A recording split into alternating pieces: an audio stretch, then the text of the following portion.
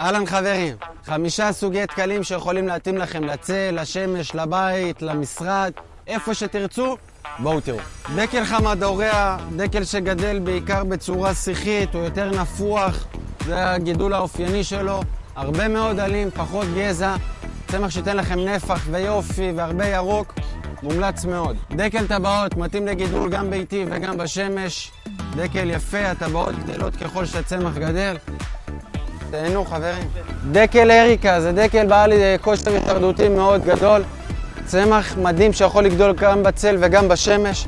העלים שלו מתפתחים ומתרבים, יכול להגיע לגבהים מטורפים של 3 ו4 ואפילו 5 מטרים. צמח מדהים, ירוק כל השנה, לא מלכלך, מתאים ליד בריכות, גידולים של אי אפשר ללכלך שם יותר מדי. אחד התקלים הכי מומלצים שיש. דקל קנסיה, אחד התקלים שגדלים הכי ליד בטבע. גדל בצל, העלים שלו מגיעים לאורכים של מטר וצפונה, צמח מדהים, יפהפה, גידול צל בלבד, מאוד חשוב, אי אפשר לגדל את הצמח הזה בשמש, מתאים לגינות ומרפסות מוצלות, יכול גם לגדול באדמה במקום מוצל. תהנו חברים. דקל רפיס, העלה שלו שונה משאר התקלים, יפהפה, יש לו מניפה בעלה, נפתח בצורה מרשימה. מה שאתם רואים כאן, הגיוון של העלים זה עלים חדשים מלבלבים ועלים ותיקים יותר שמרוקים. צמח מדהים, אישית אחד התקלים שאני הכי אוהב.